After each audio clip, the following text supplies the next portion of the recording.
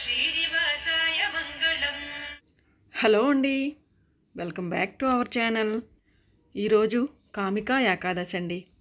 మీ అందరికీ ఏకాదశి శుభాకాంక్షలు.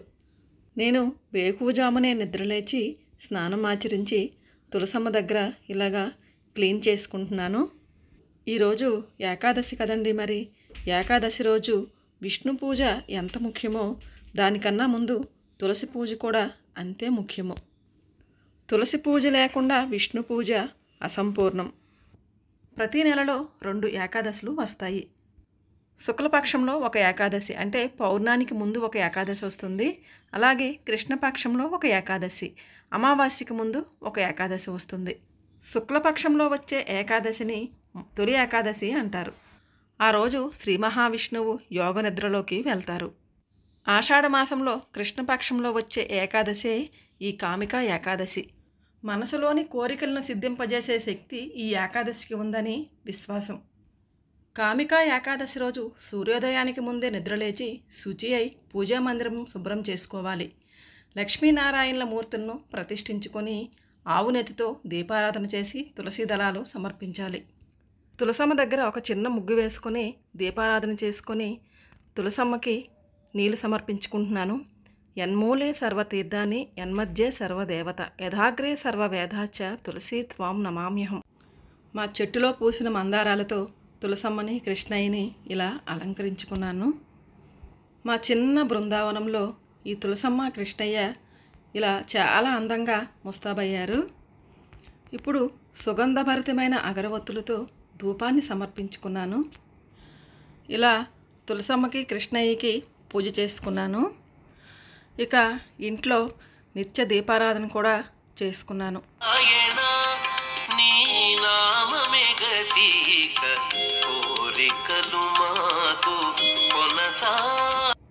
ఇప్పుడు వెంకటేశ్వర స్వామిని అభిషేకం చేసుకోవడానికి సిద్ధం చేసుకుంటున్నాను.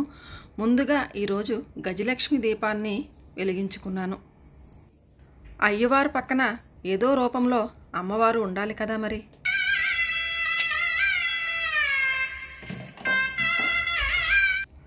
దీపానికి చక్కగా చందనము కుంకుమ బొట్లతో అలంకరించి దీపారాధన చేసుకున్నాను.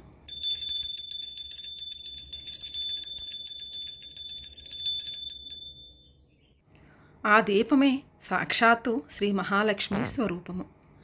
దీపానికి పువ్వులు అక్షితలు వేసి నమస్కరించుకున్నాను.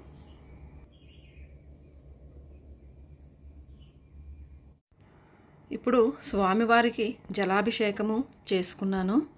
కమలాకు చచూచుక కుంకుమతో నియతారునితాతుల నీలతను కమలాయతలోచనలోకపతే విజయీ భవ వెంకట శైలపతే సచతుర్ముఖ షణ్ముఖ పంచముఖే ప్రముఖాఖిల దైవత మౌళిమనే శరణాగత వత్సల సారనిధే పరిపాలయ మాం వృషశైలపతే అతివేలతయా తవ దుర్విషహైరనువేల కృతైరపరాధశతైః భరితం త్వరితం వృషశైలపతే పరయా కృపయా పరిపాహి హరే.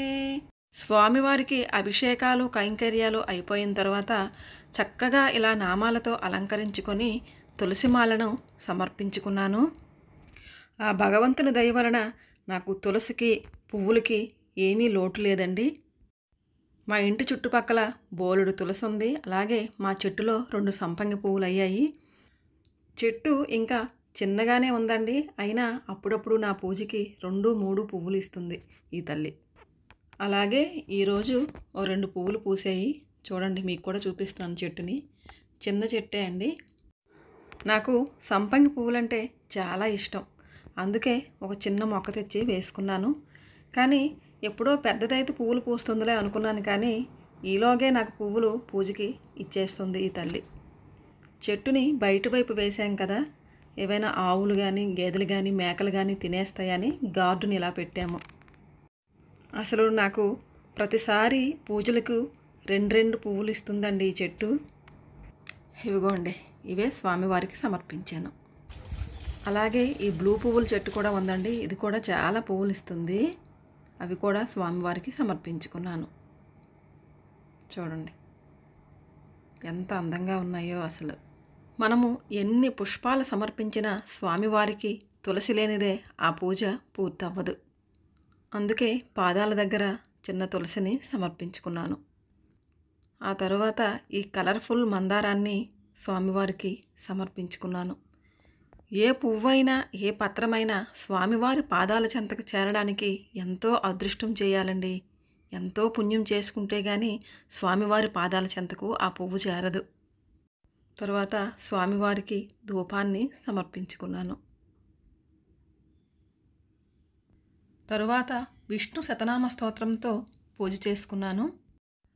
వాసుదేవం హృషికేశం వామనం జలసాయినం జనార్దనం హరిం కృష్ణం శ్రీవక్షం గరుడధ్వజం వరాహం పుండరీకాక్షం నరసింహం నరకాంతకం అవ్యక్తం శాశ్వతం విష్ణుమనంతమజమవ్యయం నారాయణం గదాధ్యక్షం గోవిందం కీర్తిభాజనం గోవర్ధనోద్ధరం దేవం భూధరం భువనేశ్వరం వేత్తారం యజ్ఞపురుషం యజ్ఞేశం యజ్ఞవాహనం చక్రపాణిం గదాపాణిం శంఖపాణిం నరోత్తమం వైకుంఠం దుష్టదమనం భూగర్భం పీతవాససం త్రివిక్రమం త్రికాలాజ్ఞం త్రిమూర్తిం నందకేశ్వరం రామం రామం హయగ్రీవం భీమం రౌద్రం భవోద్భవం శ్రీపతిం శ్రీధరం శ్రీశం మంగళం మంగళాయుధం దామోదరం దమోపేతం కేశవం కేశిశోదనం వరేణ్యం వరదం విష్ణుం ఆనందం వసుదేవజం హిరణ్యరేతసం దీప్తం పురాణం పురుషోత్తమం సకలం నిష్కలం శుద్ధం నిర్గుణం గుణశాశ్వతం హిరణ్యతను సంకాశం సూర్యాయుత సమప్రభం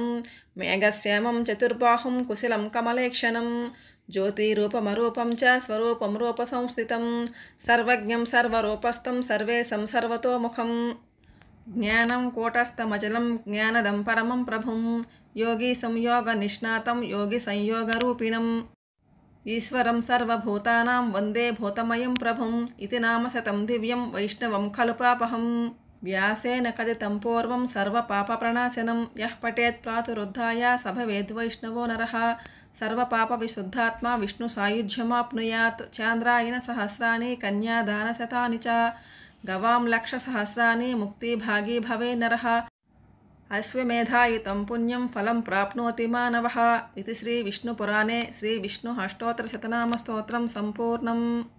చదివేశాక స్వామివారిని అలా చూస్తూ ఉండాలని అనిపించింది. తర్వాత ప్రసాదాన్ని సమర్పించుకున్నాను. మనం ప్రసాదాన్ని సమర్పించినా ఏది సమర్పించినా తులసితోనే సమర్పించాలి స్వామివారికి.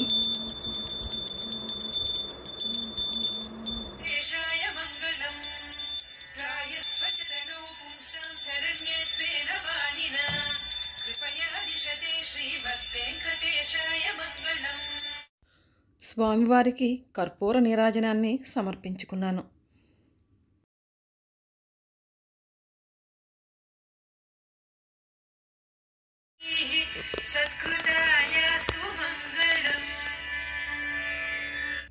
ఇప్పుడు పూజంతా అయిపోయిందండి. కూర్చొని స్వామివారిని చూస్తూ వెంకటేశ్వర వజ్రకవచాన్ని చదువుకుంటున్నాను. వెంకటేశ్వర వజ్రకవచం ఉదయం సాయంత్రం ప్రతిరోజు చదివితే మృత్యువును నిర్భయంగా దాటేందుకు సహకరిస్తుందట. అసలు ఆ స్తోత్రంలోనే ఉంది కదండి. వజ్రకవచం అంటే ఏంటండి? అసలు మనకి మన కష్టాల నుండి ఆ భగవంతుడు కవచంలా కాపాడుతాడని అర్థం. చిన్న స్తోత్రమే అండి, అందరూ చదువుకోవడానికి వీలుగా ఉంటుంది. ఈ వెంకటేశ్వర వజ్రకవచ స్తోత్రం స్వయంగా మార్కండేయుడే చెప్పాడని పురాణాలు చెప్తున్నాయి. శ్రీ వెంకటేశ్వర వజ్రకవచ స్తోత్రం.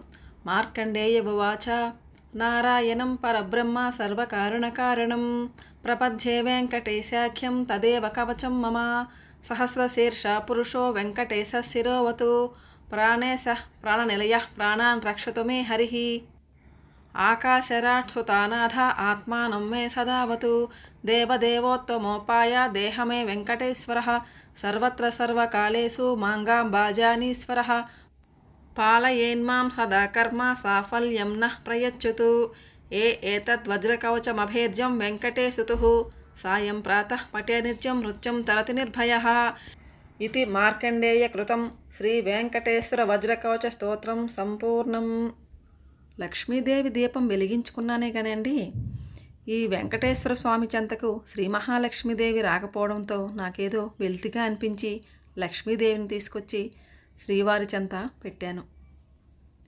ఇప్పుడు నాకు చాలా నిండుగా అనిపించింది, చాలా సంతోషంగా కూడా ఉంది. మన అందరి మీద ఆ లక్ష్మీనారాయణుల కరుణా కటాక్షాలు ఎల్లవేళలా ప్రసరింపజేయాలని మనస్ఫూర్తిగా కోరుకుంటున్నాను. స్వామివారిని అలా నామాలు దిద్ది తులసిమాల వేసి సంపంగిలతో అలంకరించినప్పటికీ 2 కళ్ళు సరిపోవట్లేదండి చూడటానికి. నచ్చిందా అండి పూజ నచ్చితే లైక్ చేయండి, షేర్ చేయండి, సబ్స్క్రైబ్ చేసుకోండి. ఇంకో మంచి వీడియోతో మళ్ళీ కలుద్దాం. అంతవరకు బాయ్ మరి.